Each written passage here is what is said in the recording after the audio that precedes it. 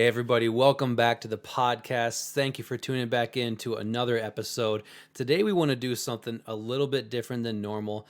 We're not going to get too deep into the theology of this idea, but we are going to discuss something that might be a little tough for some people that maybe haven't wrestled with these ideas before. But we wanted to ask this question: do you actually want to be free? And maybe do you even know what that fully means? So, how many of us actually know what it means to actually be free? And try to think of it not just in a biblical or spiritual sense, but in a real world sense too. Because if you look at the definition of freedom, it's the power or right to act, speak, or think as one wants, and this is the kicker, without hindrance or restraint. It's the condition of not being affected or restricted by a given circumstance or condition. And in a biblical sense, in the Greek, when it talks about liberty, it's the same word used for freedom there. It's defined as a license, the liberty to do as one pleases. So, those are the definitions of liberty and freedom. Having that in mind, we wanted to bring that up and ask ourselves even the question: do you know what it means to be free? And do you actually truly want that for yourself? And not just for yourself, but for people around you too. So, we might be opening a can of worms today. I think it's a good can of worms to open up. Maybe bring it about with a quick little story. We were hiking, and a friend of mine, we were and our families were up in Estes Park many years ago, and we went out for a hike, and we had our snowshoes, so we were looking forward to this super fun adventure. It was a bright day, and we went to the top of a mountain ridge, and then we were going to hike down the ridge line and get going and enjoy the day. Beautiful, all the scenario was perfect. And we realized it started getting dark, or the sun was about ready to start getting dark, and it kind of hit us like we kind of got to get out of here. And then all of a sudden it started snowing, and what's interesting is none of those events actually had anything to do with what we thought we needed to do or where we needed to go.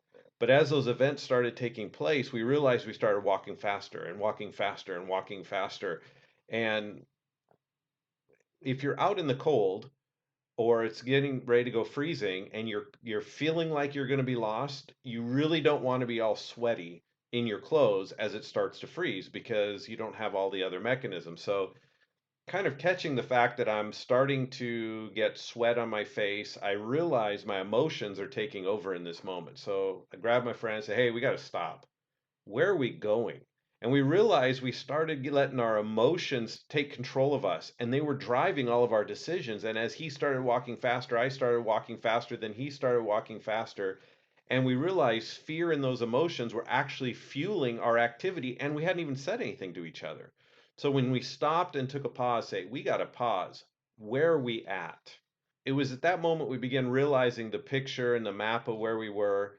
We knew to the west of us, and we knew the north, south, east, and west because of the way the ridge line was and the way the sun was setting and all of that, that we needed to go west to at least hook up with the road.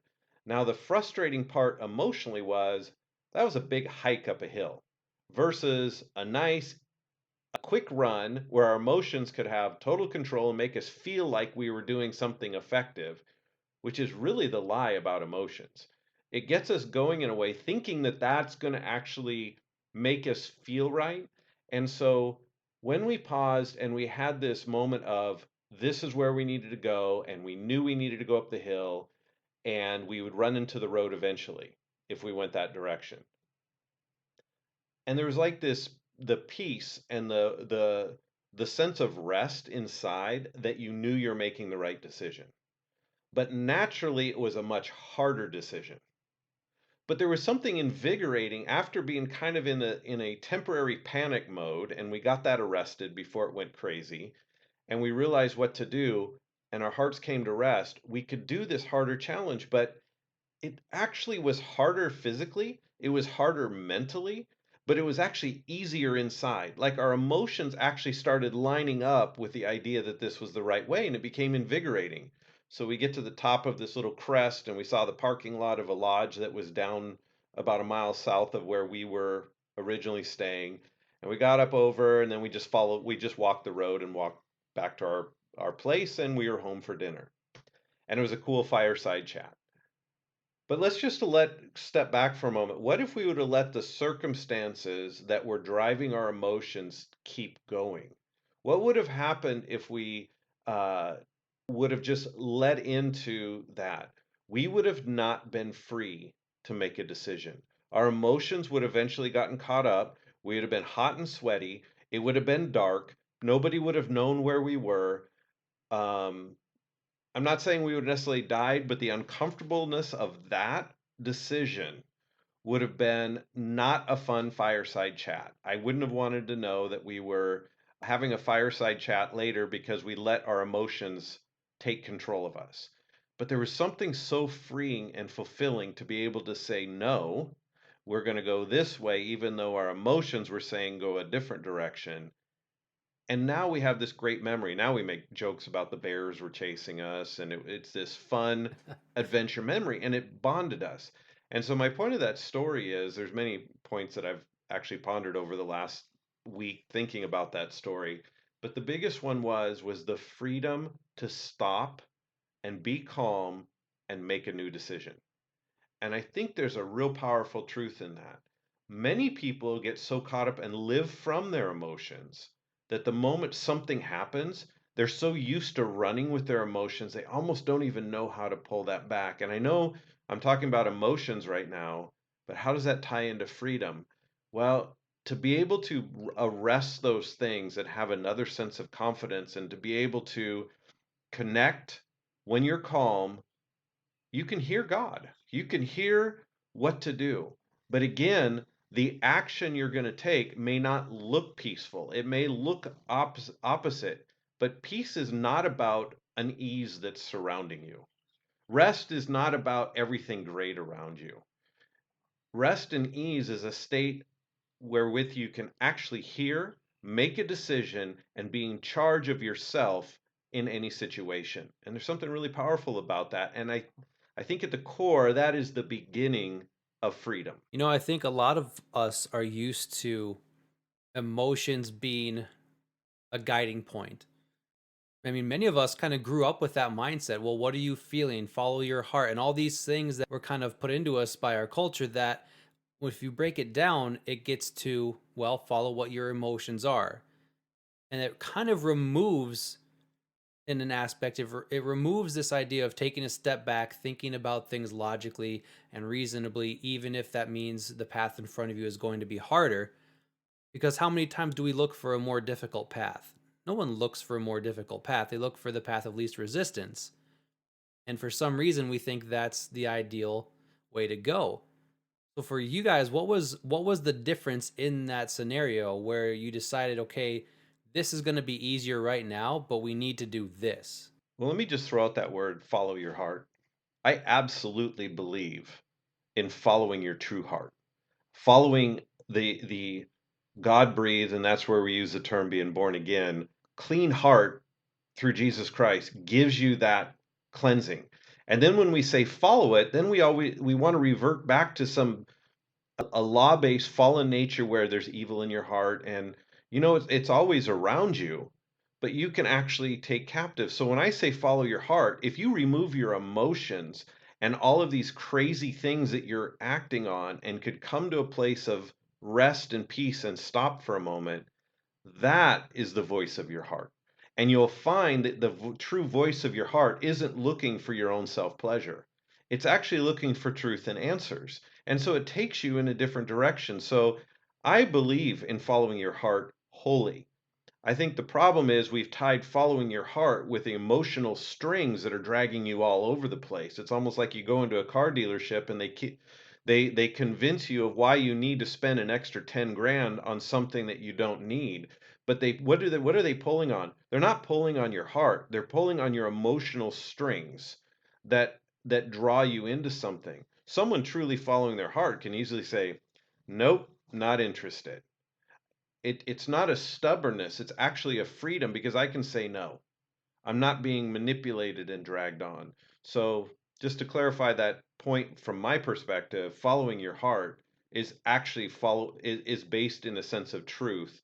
And then once you do that, it's interesting. Your emotions Well, then begin following that example. They'll actually empower you a different direction. So emotions are good, but it just matters who's directing the emotions. Are your emotions driving you, or are you driving a decision now your emotions are following? Because your emotions doesn't know what's true or not true. I use this example in a letter. I was talking about you, if you ever lost your glasses, and they're stuck on top of your head. It's almost like I'm wearing a baseball cap right now. And I walk around the house for 20 minutes looking for my baseball cap because I forget that it's actually on my head. And then you finally realize, and you're getting frustrated. Where is that hat? Or where are those glasses? And it's on you already. So the truth was, it was never lost. But you have acted in a way and your emotions have started taking you because you forget or you don't realize that it's with you all along. But if you just take a pause, all of a sudden it will start coming to you when you reach up to scratch your head that your hat's been on your head all along. So, but look at how your emotions can go, and it's not true. It's not based in truth. So, emotions have a whole different, they go by what your brain says is true, not necessarily what really is true. So, if you can calm yourself and let your heart speak and connect with the one who designed you and your source, all of a sudden you can start thinking from your heart and your brain will start lining up and your emotions will go along with that. That is a really important distinction. I'm glad you brought that up. I think a lot of times we will get our heart confused with our emotions. A lot of times we use the terms interchangeably too. Just picturing a stereotypical car salesman, not saying they're all bad, but there can be influence from a person that tries to play on emotion to make you come to a different decision than your heart truly wants. Maybe that's something we should be aware of and how to handle it when that does come at us. And I think you see examples every single day in our world of people being driven by emotion instead of their heart, instead of what they truly want, or instead of what's ultimately best for them. So, why are people so driven by emotion, especially negative emotion, it seems? Okay, so you're saying we shouldn't have feelings? Are you saying we should have feelings? No, I'm just saying how our makeup is made. If we made decisions based on what we know is right or wrong that's deeply embedded into your heart, because even someone who doesn't believe in God has a conscience. There's a conscience that's telling you right and wrong. There's something in you that is like a compass. And so if we can get beyond the bondage of our emotions, we can make decisions. Now, do you feel things? Sure. Do we grieve? Do we mourn loss? Do we celebrate? Is there joy? Is there all these things? Yes, absolutely. But they're driven by the decisions that you're making, not based on driving the decisions. So the reason they had a different outlook is because life was hard.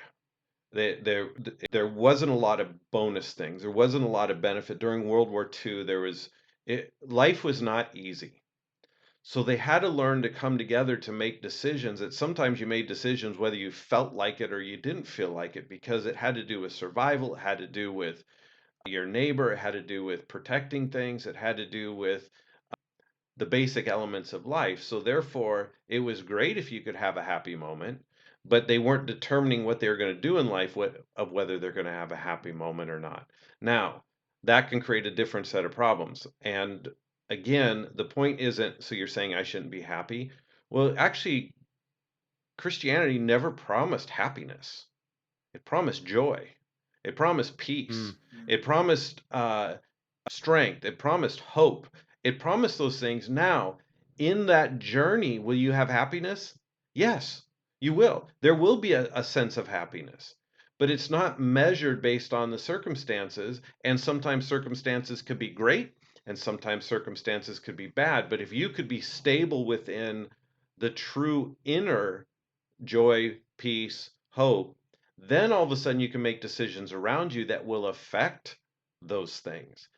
It seems a lot of times that you're left with the choice between either, in a Christian sense, either believing in, well, God wants everyone to have 10 mansions and 10 yachts, or, well, God wants everyone to be as poor as the next person's poor.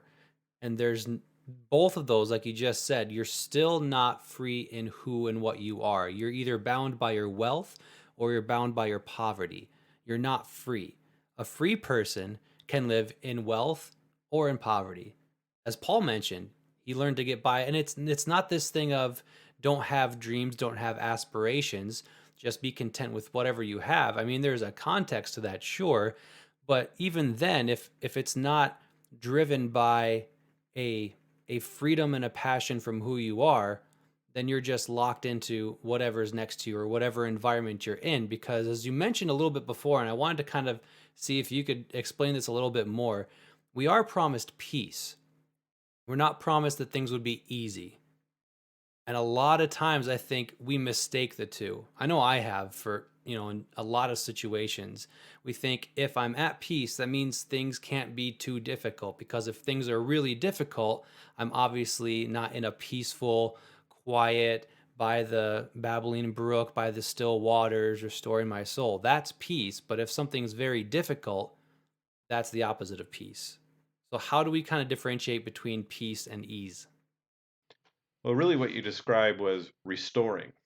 So the time of sitting by the babbling brook, the grass, like the shepherd in Psalms 23, that was restoration. So there's a time you need to pull back from things to restore your soul because you can get so caught up in conflict your whole life.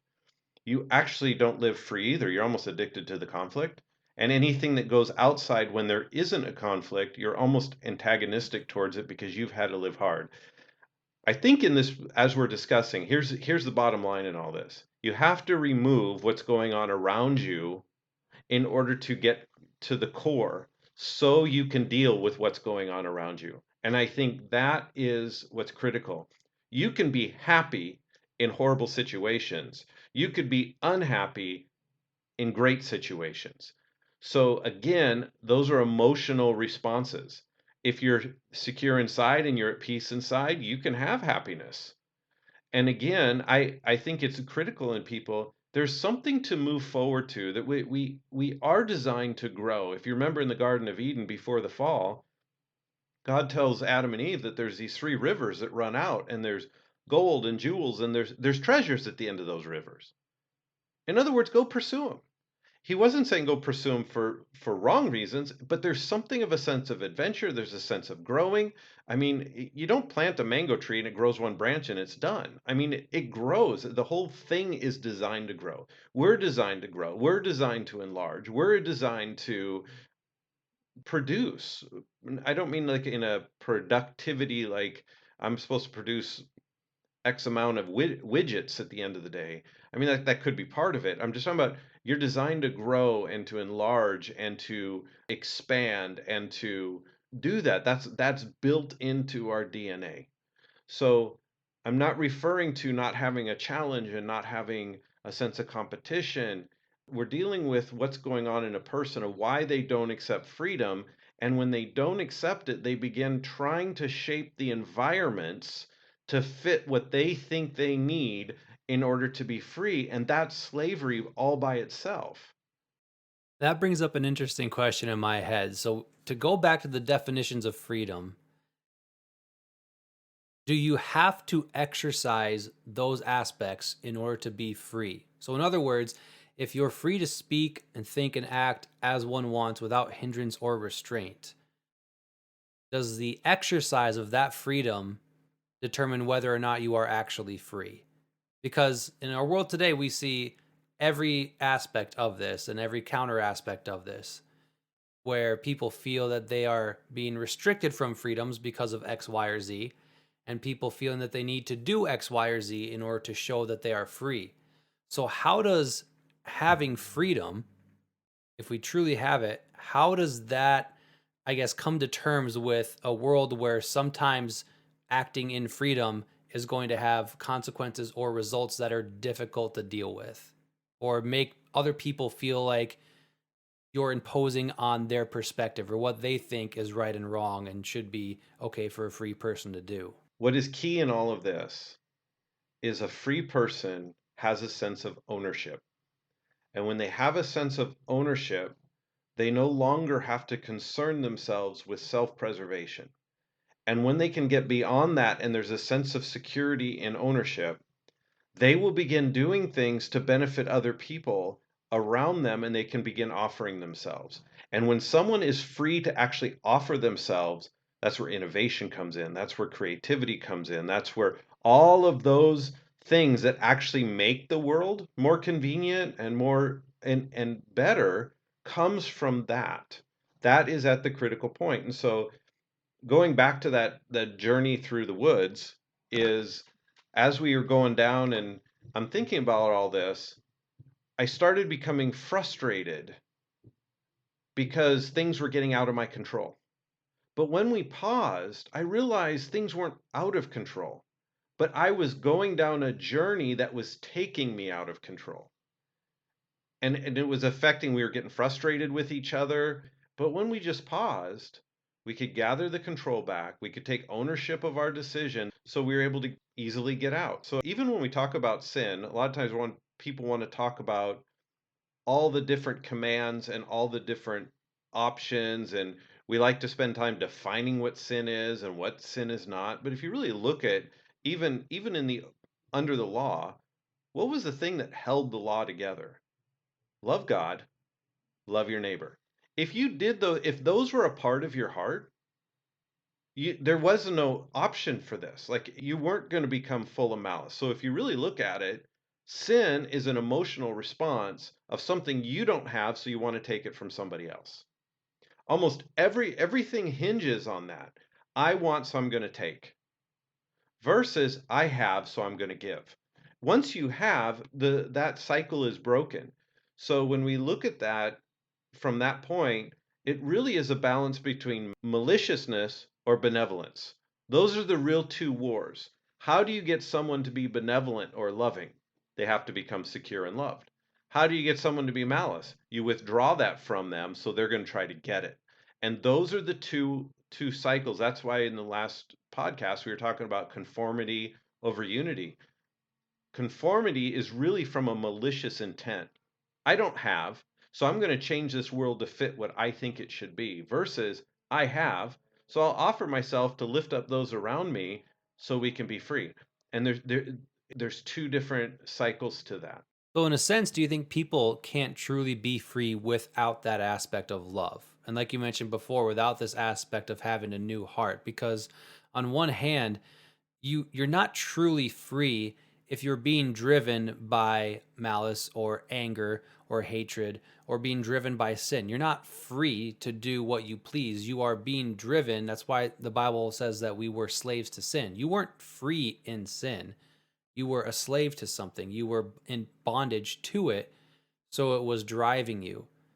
But now you have been freed, so you can only truly, I guess, have freedom with that aspect of love, and in a sense an aspect of sacrifice, because like you had mentioned, it's not about what can I get from a situation or what am I lacking so I need to take. It's about what can I give to someone else, or give to this circumstance in order to help others. Absolutely. But if, let's say, for instance, you were just struggling with life was so hard on you and you just bought into it and your emotions were taking over and you felt unloved, you felt discarded, and were becoming bitter and you were becoming angry. You know, Jason, like you get most of the time. I'm just kidding for all the listeners. He's probably the most That's me. You nailed it. not that way. But let's just say you were like that. That's how you were. And I came to you and said, you know, Jason, what you need to do is start loving people. You need to be free and start loving people. You would probably throw something at me. In fact, you'd become more bittered towards that because the concept of doing that is so foreign. Like that doesn't even it doesn't compute, it doesn't answer your questions. I'm asking you to give something that you haven't ever received. But if I came in and just loved you in that state and you started experiencing that, it would start breaking that cycle because there was something there that was causing a change into that. Now, again, when we look at this, I want you, but that doesn't always fix a person. There does have to come to an awakening that you have to recognize that none of the things happening to me may have been out of my control, but my decision in that control is mine and mine alone to make. If you could get to the point that your decision and your thoughts are yours and yours alone to make, you can have an option to navigate out of it. You may not choose to, but you can have the option to navigate out of it. Had I not looked at a map prior to this journey or have a sense of geography and how things work, I would have probably been more in a panic mode because I wouldn't have had a frame of reference to grab onto in getting out of that ravine. But because I did, I just had to calm my emotions down. Then the answers were really right there all along, and I realized we were never really lost. In fact, we really weren't even off the pace. It's just we were panicking. But back to this point about this choice. This choice is really the most powerful thing that we have. Everybody has a right to choose. And so we almost don't want to give people the right to choose because we just assume they're going to make bad choices. So we almost Hmm. do a disservice by not letting them think. We would rather just give them a GPS phone versus having them understand how ravines and watersheds and mountain ranges and sunsets and the things that would give you a parameter to make a choice. We don't want to give them the big picture. We would rather give them just a bit of information that they end up becoming dependent. So if you just gave me my phone when we were down there, I could just look and go, oh, my GPS navigation says turn here, and everything would be great. See, if everybody just had GPS, there would be no issue like this. Here's the point: I wouldn't have been free. I think the idea that you could stop and learn these things and grow in it is what makes us strong and free. And I think we're afraid to give people those options because they're going to make bad choices. But you're not setting people free. That would be no different than I'm just exchanging one slavery for another slavery. Even though if they have the ability, they might make dumb decisions. You still have to give them that ability or they can never grow. I mean, I would even say that people will make wrong decisions with that. And sometimes intentional and sometimes unintentional. I mean, we've all screwed things up. We've all made mistakes. And I think we get focused so often on, well, how can we minimize the mistakes? How can we, the behavior modification and all this stuff, which there's a point to that. And no, we don't want to make bad choices. But I mean, spoiler alert, you're going to. You're going to mess up. You're going to make a wrong choice. But we use that to pull back the reins on people, but we don't expect that to be done to us for some reasons when we're looking ourselves in the mirror, because we can understand, yeah, I made a mistake and no, I don't want to do that and I learned from it and I'll move on, but we're very afraid of giving other people that same kind of grace at times. And maybe there is a point where you need to start with people where they are at in freedom and responsibility, but that doesn't mean that you treat them as if they're not worthy or capable of being free. And I think that kind of was one of the points in the newsletter that just went out this month. There was a picture you'd put in there of one of the guys. It looked like he was sweeping a corner of a room or something. And I was wondering if you would kind of explain that, because I mean, we were talking before and you said it ties into this idea of responsibility and freedom. We kicked off this leadership program. We're launching a new Mission 300 group in a village about 5 hours southwest of Chiang Mai, and it's up near the Burma border. A lot of the people in that village deal with the Burmese war, the civil war that's been going on between the Karen people and the Burmese people. So it's in that region, and it's there's been a lot of conflict over many years. So one of our staff, who's our program director, he's from that village, so he got stuck there during the whole coronavirus lockdown. So he wanted to launch a program a while back. He said, "Hey, why don't I go ahead and do this?" So we went ahead and launched the program. So we need to create about 5 leaders so that they can run the program when Yo comes back up to the city, and then he'll follow up once a month. So that's what's going on. So the first thing we do for our leadership program is we do a fitness side, we have a mental side, we have um, a spiritual side. We have the different components of what we deal with in life.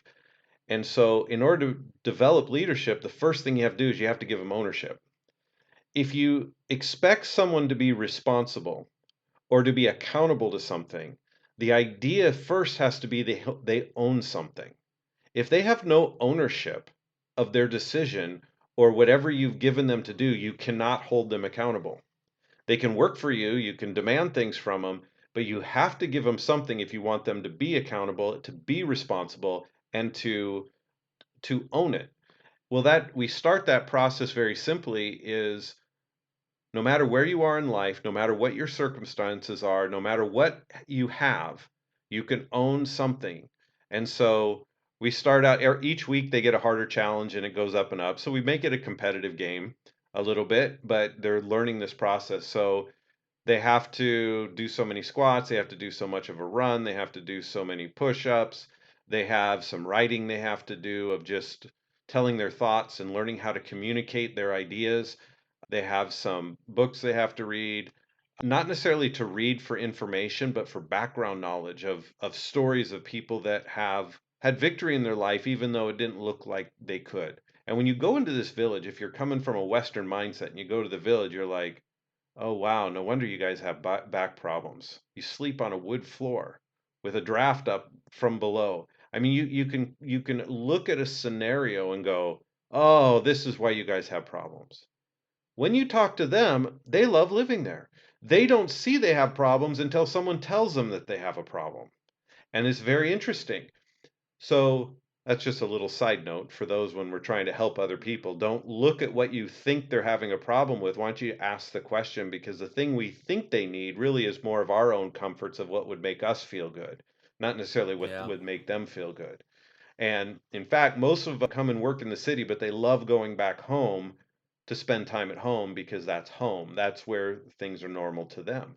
So anyway, he's sweeping on his house, and part of it is make your bed. And it has worked so brilliantly. So the first thing you could do when you start your day, clean your sleeping area. You may not own all of your sleeping area. You may not own your house, but generally you own your blanket in that little square that you're on. So clean it. Because at the end of the day, if everything goes wrong, when you get home, you can have this sense of victory that I'm coming home to something prepared and clean that I did. I can own that. They do certain exercises that can be done anywhere, no matter what. And so they're not doing it because I'm looking to get them more fit or more or stronger physically. It's more of you can own something. So you can't say, I can't do this because, I can't do this because. We remove all the becauses and find things they could do right there, and when that starts getting built, they have more confidence. When they have more confidence, they start helping the people around them. When they start helping the people around them, all of a sudden things get better. Now all of a sudden a job opens up. Who do you want to come and work for you? The person that brings value to the thing that they're going to be doing. And so it starts this inner fortitude, and we've seen this happen so many times. It's such a powerful force. But they cannot be have responsibility and be responsible if you don't give them ownership. And if I take away their ability to think and to choose and to act, they will never be responsible. Now I'm stuck to forcing them into conformity. But their heart's never with me.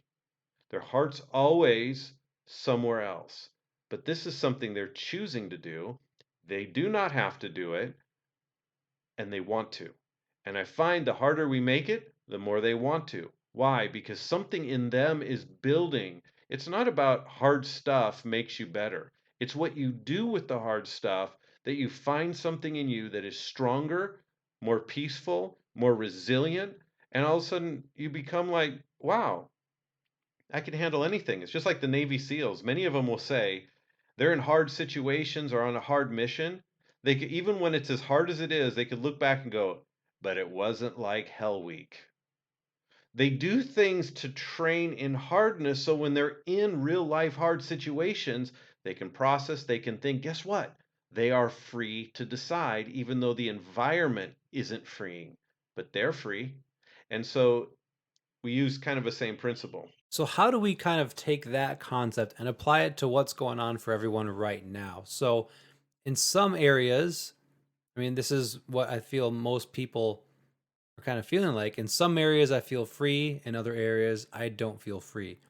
In some areas, I have the responsibility to handle this. In some areas, I don't have the responsibility to handle this. So, keeping that in mind, do you think there is a point for some people, or I guess for everyone, but maybe it's a different point, where we can't allow people to be so free in certain areas because they're not ready for it?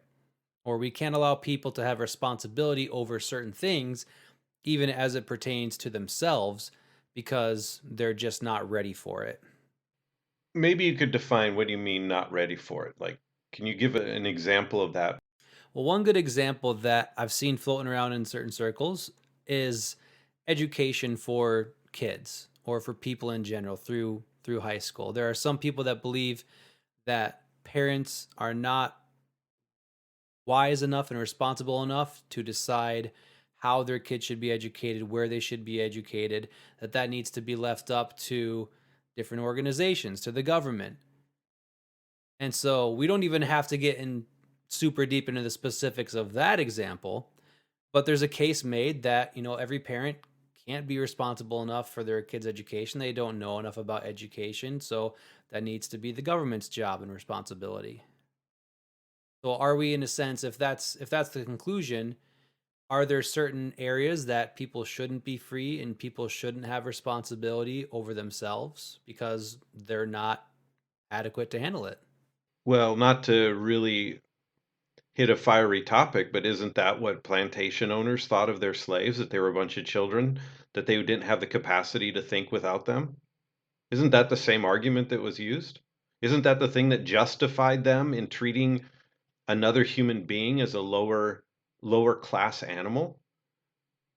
I mean, they treated their horses better. They actually gave more freedom to their animals than they did to a human. I mean, is that not the same spirit about it? Well, then why? Because I 100% agree. But my question is, I think people intellectually or in their minds would agree with this idea of freedom and responsibility being important, especially in the West, where our whole system of government is, largely built on the individual as the most important structure and most important unit.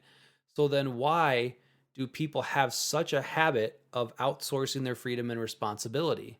Well, I think there's multiple facets to it. One is a nature of thinking that we're insufficient, insecure, rejected individuals, which is something we wrestle with. That's what sin actually does. Is it persuades you to believe a different thought, so you do a different action, which leads to a bad choice, which causes a ramification, and then you almost surrender that. But I think the reality is we really don't want freedom. We want comfort and someone else to be responsible for it. And we've talked about this many times on the podcast, so I won't go back into that. But let's just step it back just for a moment. Two people can have a child, and some of them won't do smart things. But isn't that where the parenting was? So, what is really at the core? What would be the most essential element in society since the beginning of time? Parents and grandparents, and you raised your kids and they were in a community and they started growing. They start learning those things of how to function. If immediately you had kids and farmed them out somewhere, how are you truly teaching responsibility? You teach institutionalization. I mean, let's just say this, then prison is probably the best trainer of humanity, right? Because they are assigned to what they're supposed to do. They do what they need to do. Many of them get education inside of prison. Many of them actually live better than they do in some situations. There's a code. They have to learn the way of doing things. They have to abide by all of the customs and the thoughts, and they're institutionalized. So why doesn't the prison system create the best people? Why is there recidivism rate? I mean, think about it. How does that work? Basically, I mean, it's kind of the same thing. And I'm being a little extreme here, so I know there's some people are going to say, wait a second, it's not like that. No, my question is, you have to look at the motives of why certain things were put together the way it is. Think about it. I can go vote when I'm 18 years old to determine the person that's going to run my country or run my city or run the city council or running the school board. I can go vote for that. 18 years old. In fact, there's some places who believe where schools are better than parents want kids to be able to vote even younger than that. Now, why would you trust an individual with the power to choose the person that's going to run their life, yet you won't even allow that person to choose how they're going to run their life? Something is wrong in that way of thinking. I mean, I don't care what side of the aisle you're on. I don't care.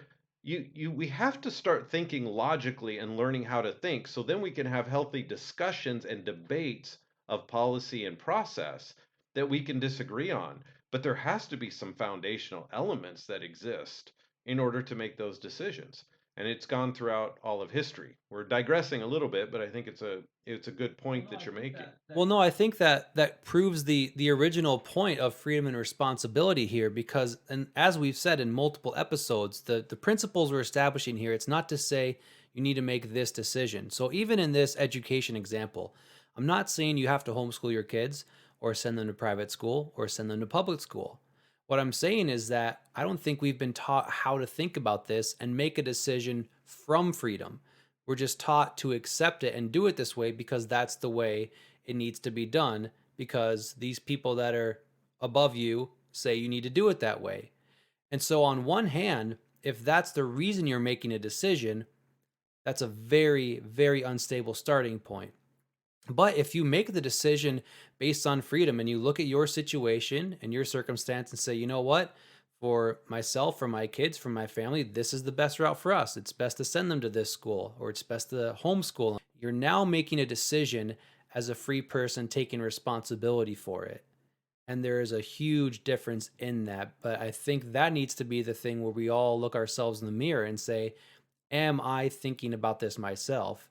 Am I making this decision as a free person myself, or am I conforming to what's around me and what I'm expected to do and not ask questions? Well, you've done a great job of opening up another big can of worms. So maybe we'll save more of that aspect, but I think it's critical to see a picture, and this was taking place in Genesis, and a lot of times we talk about Adam and Eve and what happened there, and there's so many good truths. And I think what's amazing about the Bible is there's like 800 million truths that come off of a story. There's so many, let's put it this way, there's so many different dimensions of a story. But I was kind of looking at this story just more of God interacting with Cain. So not whether it was a blood sacrifice or whether it was the types of sacrifice. Sometimes we get so lost in the theological technical side that we can't see the forest because the trees are in the way. We get so focused on this tree, we can't see the forest. So, but if we can just step back a little bit and just look at some simplicity of a relationship. So we have this story with Cain and Abel. Mhm. They go up and they offer up a sacrifice. Abel does the firstborn of the flock. Cain does from the labor from his field. And Abel's is not Abel's is accepted. Cain's is not. And so I love this picture of removing the theology behind it and just looking at God as like a father. He's still in the presence of Cain. He's still interacting with Cain and with Abel. And it's like he's giving him some wisdom. But I want you to catch how he's giving ownership to Cain. He's not dictating how he should do it. He's not doing any of those things. He's giving ownership to Cain. It says he did not respect Cain and his offering. And Cain was very angry and his countenance fell. Isn't that amazing? An act took place, and all of a sudden his emotions now are taking over. His emotions are becoming the driver of himself. So think about it, if you're not feeling respected or dishonored, it kind of creates this stab in you. And if you're feeling vulnerable or you don't your identity is weak, you'll start responding to that personally towards another person versus just dealing with the fact that's at hand. So if I went to my son and he's raking the leaves and I came back and said, "Hey, I appreciate your attempt, but there's still leaves all over the yard. So we got to go back and redo it." Now he has a choice to make. Is he going to be resentful at me that I'm making him go do more work? Or is he going to go, "Yeah, I got a little sloppy. I should have done that a little bit differently. Let me get this back on track." And so I would work with him, but he has to make a choice. He can go and be bitter, sit in his room and pout and say, "I'm just going to be grounded. Just do whatever you're going to do to me and just live in bitterness." Or he can grab the broom and go fix it. Now, even kids, they don't like doing that. But what am I doing? I'm teaching them freedom, right? You might be saying, "No, you're making him rake the leaves." No, he doesn't have to rake the leaves. But his option isn't going to be very good. So I would choose the leaves over the other option, but he can choose that. And it says in verse 6, so the Lord said to Cain, "Why are you angry? And why is your countenance fallen?" In other words, God's almost it's like this question, God doesn't accept the sacrifice. So now he's back talking with Cain. It wasn't like Cain had to do the sacrifice to get God to talk to him. He's back talking with him. They still have a relationship. And God's like, "Hey, why are you sad? Why is your countenance fallen? Why are you angry?" And it's getting Cain to have to respond to that. What really are you mad about? I'm still here talking with you. Just the sacrifice wasn't it, right? So this is now on Cain. So God's actually given Cain the responsibility to deal with this. He wasn't looking for a way to stab Cain. He was looking for a way to train Cain and develop him. This is how you give them the freedom. If you do well, will you not be accepted? If you do not do well, sin lies at your door. So I want you to catch that. If you do well, it'll be accepted. If you don't do well, I'm out of here. I'm ditching you. I'm casting you off. No, that's not what God was saying. He said, if you don't do well, here's the deal, Cain. Sin lies at your door. So what was the sin? Malice, bitterness, emotions taking over, feeling that victimization that why is his better and mine is not? I'm the firstborn. He's not the firstborn.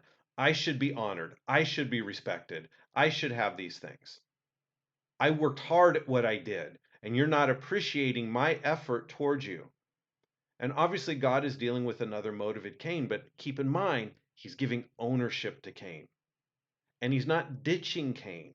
He's trying to develop Cain. See, liberty in one person wants that to come out in another person. He's not being threatened, but he said, sin's going to come to your door now if you don't do well.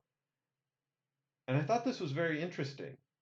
Sin lies at the door, and its desire is for you, Cain. Cain, I'm telling you, there's something else that wants you. And if you give your heart towards this countenance and your anger and your emotions, you're going to let that thing come in and it's going to try to enslave you. How do I know it's going to try to enslave you? Because the next part of the verse says, its desire is for you, Cain, but you should rule over it. In other words, you take charge over this. You rule over it.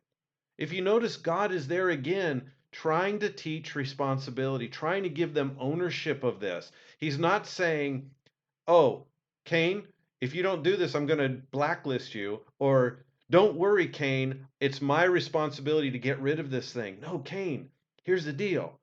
You are free to rule over this. So don't make the decision based on malice, out of bitterness, out of anger, out of discontentment. Just own it, fix it, and let's move on. And you're going to be ruling over this. So if we really catch that principle from a father-son, father-daughter, a good friend to another friend, you want them to be free to make that decision. You can't make it for them. So you come to them, you say, here's the deal. I'm for you, but this is hurting you.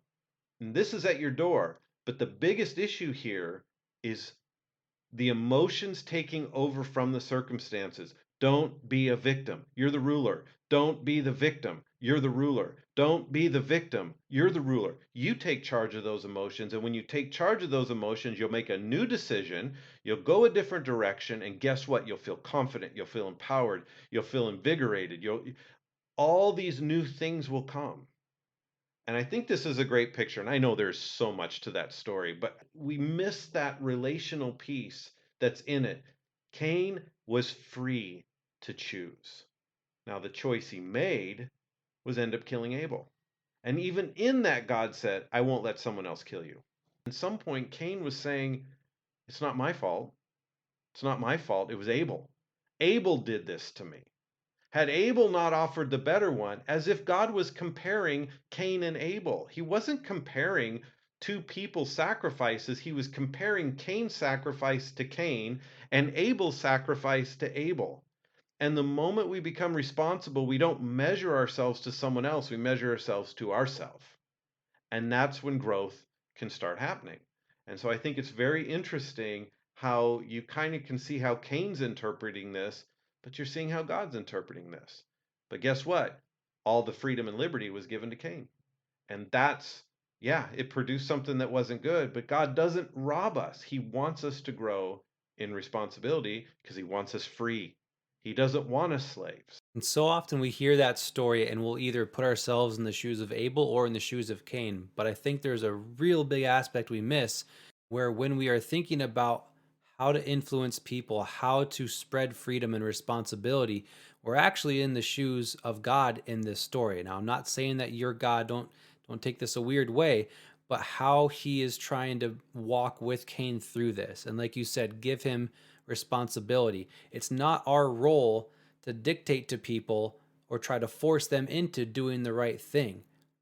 But we can inform them of what we perceive the right thing to be. This is the best action for you. If you do this, this bad thing is going to happen. Like, this is the result of the bad action you're considering taking or that you are doing. And it's fine to point that out if you're walking alongside of them to help them grow in their freedom and their responsibility and not make it just a copy of yours. Because if that's the result, then you really haven't made a free person. You've made someone who can't make their own decisions and is bonded to whatever person is over them that's going to dictate to them what they should do, when they should do it, how they should do it. And that is literally the opposite of freedom.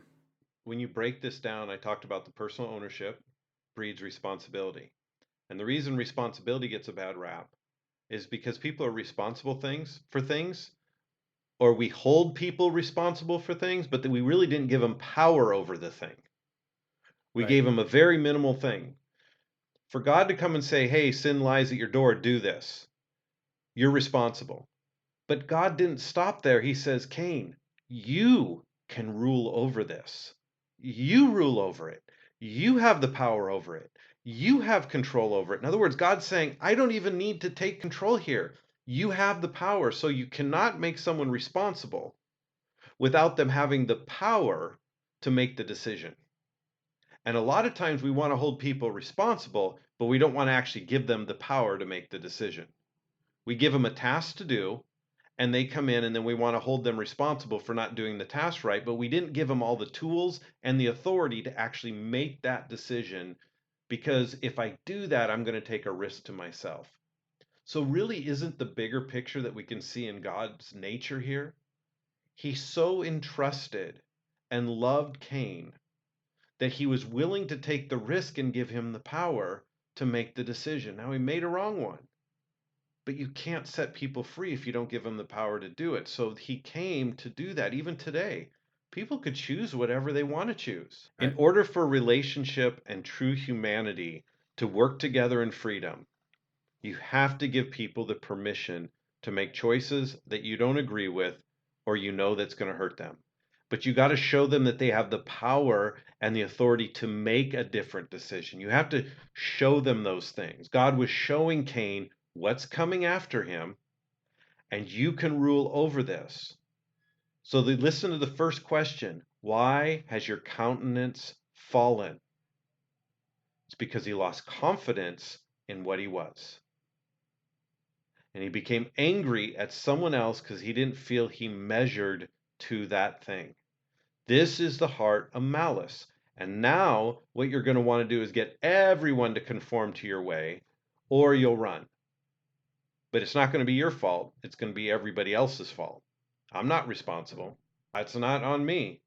Even to the end, he really wasn't remorseful for killing Cain. He was just more concerned that someone else would try to kill him. There's no remorse. The moment sin or we give into slavery, we justify our actions and we say that it's okay. And we find that is the really sin is more of the deception of justifying right and wrong versus the actual act that you did. It's that mental justification that you're right or wrong based on an external circumstance versus you making a decision, this is right, and I have the power to defeat what's wrong. That is a free person. That's why true love is sacrificial, because it's to truly be able to love someone means you have to truly be free. Otherwise, you're going to extract from them for your benefit. Well, and even to take it a step further, and the biggest decision any being can possibly make, if you're looking at salvation, That is the biggest decision, the greatest responsibility anyone could engage in, and God leaves that as a free choice for people. That's a free choice for each person. And yet we'll look at all these decisions we interact with day to day as if they're too big to leave to freedom and responsibility for people, as if there's anything bigger than salvation itself. So I kind of wonder and ask myself, if God gives people the choice and the freedom to accept it or not accept it, he gave Cain the option, the freedom to choose option A, option B, or whatever. Why do we have such a hard time giving people the freedom to choose and make choices, and to fail sometimes, and to not fail sometimes, and to be okay with that? So this idea that I don't trust someone can make a decision, well, how did you get to the place where you're making the decision? How did you get there? And then you start listening to people's stories. Well, when I was 6 years old, I had to go hustle papers to pay for my parents' home, and all of a sudden they have this whole life where they live free and made their own choices their whole life, or whatever. So how did they get there? But those people that truly got there the right way, they want you to have that same opportunity. Those that were held in bondage and they did the proper thing, they did all the right work, they did the right schooling, they got all the right certificates, they compromised their values, they did all that stuff to get to where they are. Well, man, you're not going to get a different choice. Those are kind of some extreme. I know there's a lot of things in the middle. I think at the end of the day, though, we live in a country that was built, well, I'm from a country that was built on the freedoms that was run by the people, a government for the people, a government by the people, right?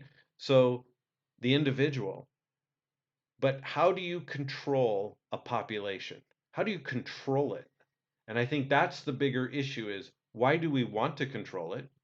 If God didn't want to try to control Cain, why would we try to control another human being if they had unique value, worth, and those things? Now, sometimes we can go into a bunch of snares. I just want to get to the point.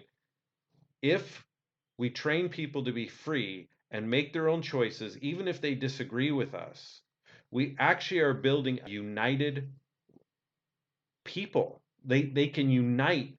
Great things can be accomplished. New ideas can be brought forth. Empowerment, responsibility, all of that ownership can all take place. You don't need to rule over it. The people actually will just create policies just to deal with disputes. Think about it. The first ruling body in the Old Testament was just judges to handle disputes between people, not to rule over them, but to handle disputes. So it's very interesting that we've gotten to the point that we don't want that. We want someone to do things for us, to take responsibility for us. We've actually become so ingrained into no freedom. We've given it all up so someone else is responsible. And then we can be mad, we can be bitter, we can be angry, and we can shame everybody around us that isn't doing it the way we want them to do it. Versus once you're free, don't you want to fight for the person next to you? Once you're free and liberated, don't you want to take a stand and do what's right? There's just a mentality shift that takes places in the two characters. But this really it's a big war, and it's been there through Cain and Abel. Cain still wouldn't let go of bitterness towards Abel, and Abel was not the problem. So to kind of wrap this up today, I want to just go back to Brian's story for just a minute there, and thinking about the change in emotion that happened in that situation. And it wasn't as if all emotion left at that time, but it's that he became, in a sense, a ruler over the emotions, so that they came in line with what the goal was, with what it was to be at peace, to make the right decision, to go forward in freedom, and the emotions came along with it. So it's not as if you have to rip out emotions from your life. That's not going to happen, but there is a place for them to be aligned with your heart and not pulling away from it. So as we wrestle with all these things about freedom, responsibility, what that means for all these unique situations we're all facing day after day, I hope you guys are actually taking time to wrestle with it as we are, and we appreciate you tuning in. If you have some questions about this or different perspectives you want to share with us, please do so. You can do it on Facebook. You can comment on the podcast. You can send us a message through the website at outboundlife.org. Any of those things.